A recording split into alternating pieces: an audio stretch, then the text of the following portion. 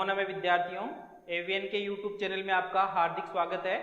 आज हम बात करते हैं संस्कृत के एक अलग से टॉपिक की, जो हमारे अनुवाद प्रकरण में जहाँ से हिंदी से अपन संस्कृत अनुवाद करते हैं उसमें बहुत ही इंपॉर्टेंट है, बहुत ही महत्वपूर्ण टॉपिक है वो हमारे लिए। और वो आज का हमारा टॉपिक है लकार प्रकरण। हमारा टॉपिक क्या है? लकार प्रकरण। लकार प्रकरण बेसिकली हम बात करें ये लकार प्रकरण होता क्या है। लकार प्रकरण की हम बात करें, लकार वैसे लकार का मतलब होता है समय ज्ञान। लकार का मतलब ये क्या होता है?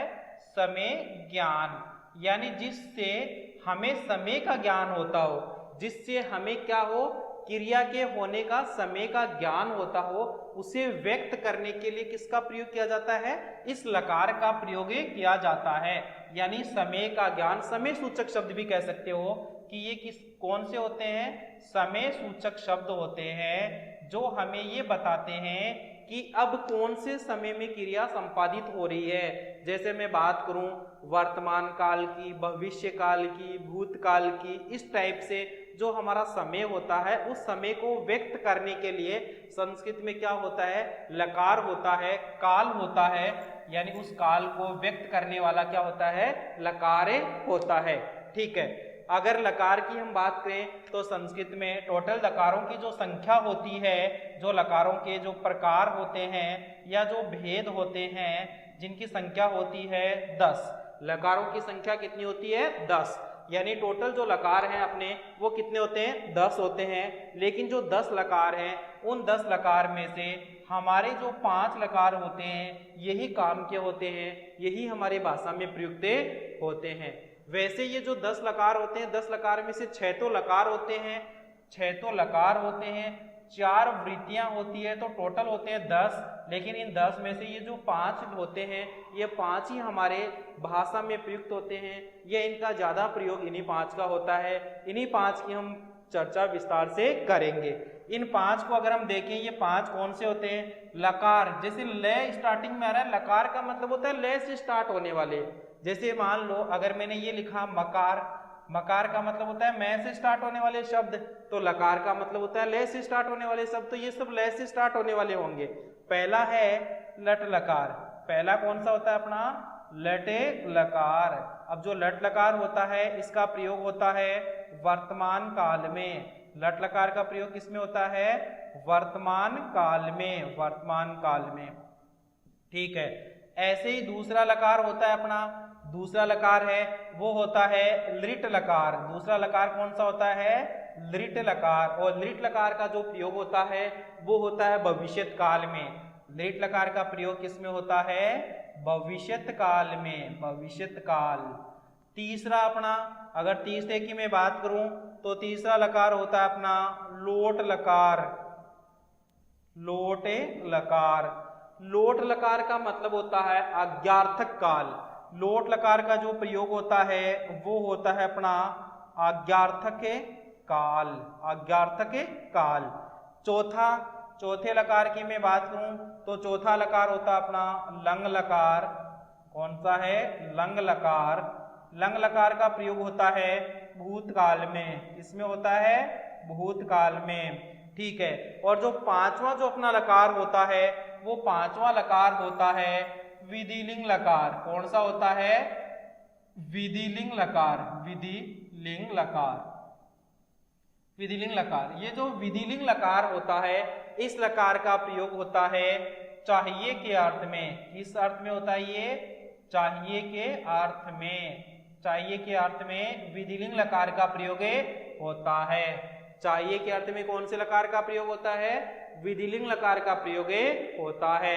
ठीक है, मैं पांचों लकार की एक बात करूं, लट लकार, लृट लकार, लंग लकार, लोट लकार, विधिलिंग लकार। लट लकार जैसे 3 तो काल होते ही हैं, वर्तमान काल कह दो, भूतकाल कह दो, भविष्यत काल कह दो। इन 3 के अलावा एक होता है आज्ञार्थक काल, जहां पे आज्ञा दी जाती है, आदेश सूचक शब्द होते हैं। जैसे आदेश सूचक शब्द कौन से होते हैं? जैसे तुम पढ़ो, तुम लिखो, तुम चलो, तुम हंसो, यहाँ पे सब में आज्ञा दी गई है। और विधिलिंग लकार में जो चाहिए के अर्थ में कौन से होते हैं? जैसे तुम्हें पढ़ना चाहिए, मुझे पढ़ना चाहिए, लिखना चाहिए, बोलना चाहिए, हंसना चाहिए। इनमें क्या होगा? हिंदी वाक्यों में सब में क्या आएगा? चाहिए शब्द आएगा। ठीक है, आज हम बात करते हैं लट लकार की। लट लकार जिसका प्रयोग होता है वर्तमान काल में। लट लकार जिसका प्रयोग किस में होता है? वो वर्तमान काल में। वर्तमान काल कौन सा होता है? जो हमारा अभी जो वर्तमान समय में चल रहा है। जैसे हिंदी वाक्य जो होते हैं, हिंदी वाक्यों में ता, ते और ती, ता, ते, ती अगर ये आते हो तो वो हमारा सेंटेंस किस में होता है? वर्तमान काल में। यानी हिंदी वाक्यों में ता, ते, ती आता हो तो वो हमारा सेंटेंस किस में होता है? वर्तमान काल में। और वर्तमान काल की विवक्षा में कौन सा लकार लगता है? लट लकार, यानी वहां धातु के साथ लट लकार का प्रयोग किया जाता है। ठीक है, अब लकार में सबसे पहले हम इसका सूत्र देखते हैं। लकार में सबसे पहले हम इसका क्या देखते हैं? सूत्र। अब कोई भी जो लकार होता है उस लकार के रूप बनाने के लिए जो सूत्र होता है, चाहे वो धातु रूप हो, चाहे इसके सूत्र के जो रूप है वो हो, उसके लिए हमें 3 विभक्ति और 3 वचन की जरूरत होती है। विभक्ति में हमारे प्रथम पुरुष, मध्यम पुरुष और उत्तम पुरुष। पुरुष कह दो या विभक्ति कह दो, 3 वो होंगे और 3 ही फिर क्या होंगे? वचन होंगे। तो एक तरफ हमारा क्या आ जाएगा? पुरुष का कॉलम आ जाएगा, जिसको हम विभक्ति बोल दो या पुरुष बोल दो। एक तरफ तो वो कॉलम आ जाएगा अपना, एक तरफ वचन का आ जाएगा। वचन में 3 वचन होते हैं जैसे हम सबको पता है।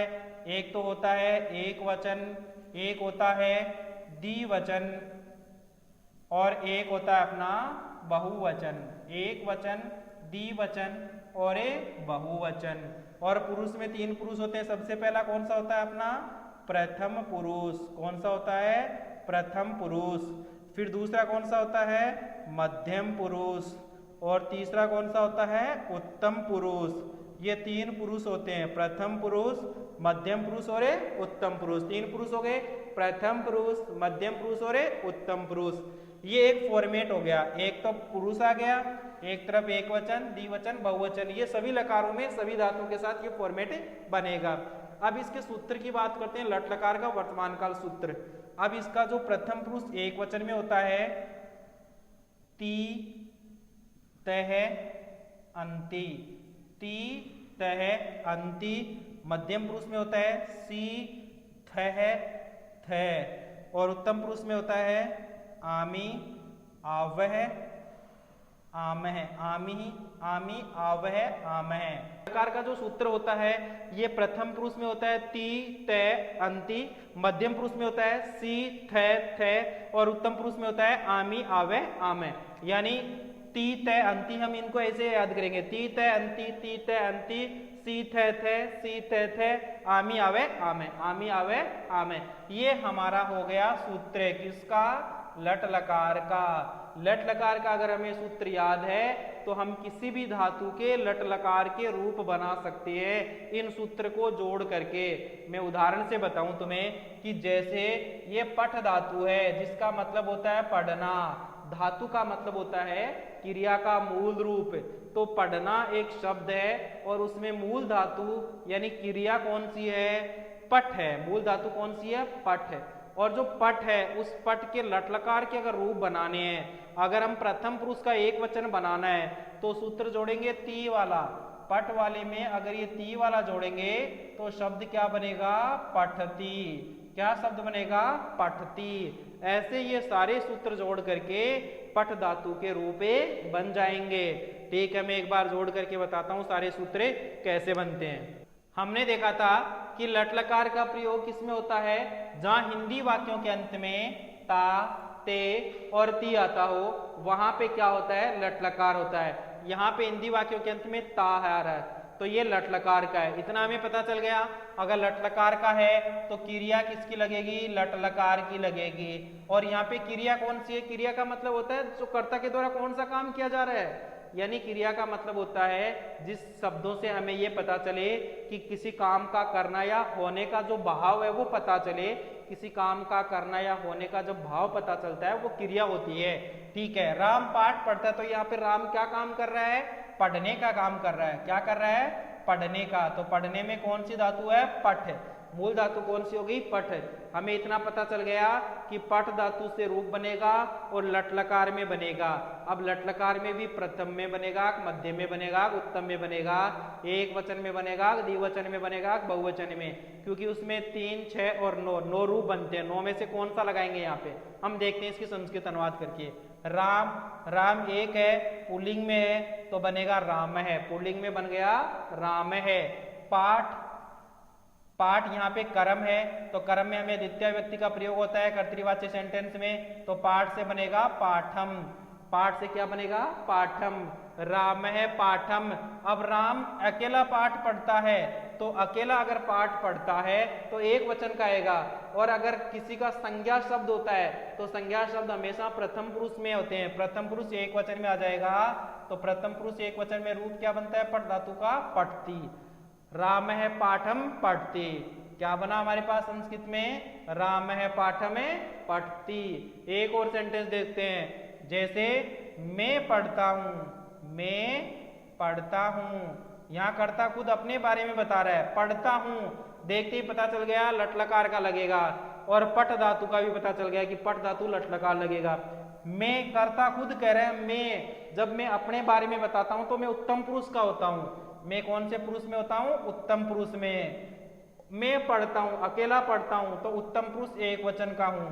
जब मैं उत्तम पुरुष एक वचन का हूं तो क्रिया भी किस में लगेगी? उत्तम पुरुष एक वचन में, क्योंकि कर्ता जिस वचन पुरुष लिंग का होता है क्रिया भी उसी वचन पुरुष लिंग की लगती है। ठीक है। मैं एक सर्वनाम है।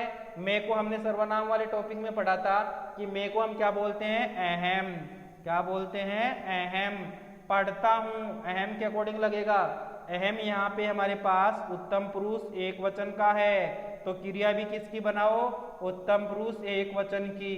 उत्तम पुरुष एक वचन में पठ धातु का हमने पढ़ा है, क्या रूप बनता है? पठामी। क्या बनता है? पठामी। ठीक है। एक सेंटेंस था हमारे पास कि मैं पढ़ता हूं। अब मैं पढ़ता हूं का जब संस्कृत बनाएंगे तो मैं का हो गया अहम, उत्तम पुरुष एक वचन में। ठीक है। ये सर्वनाम है तो मैं सर्वनाम होता है, तो मैं को संस्कृत में बोलते हैं अहम। ये उत्तम पुरुष एक वचन का है, तो क्रिया भी किसकी लगेगी? उत्तम पुरुष से एक वचन की। उत्तम पुरुष एक वचन में क्या बनेगा फिर? पठामी।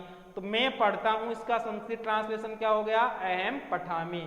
क्या हो गया? अहम पठामी। अब यहाँ पे पठामी में अगर लकार पूछा जाए, कौन सा लकार है? उत्तम पुरुष एक वचन का। कौन सा लकार है? उत्तम पुरुष से एक वचन का। इस प्रकार हमारा ये लट लकार का जो टॉपिक है वर्तमान काल का, ये कंप्लीट होता है यहीं पे।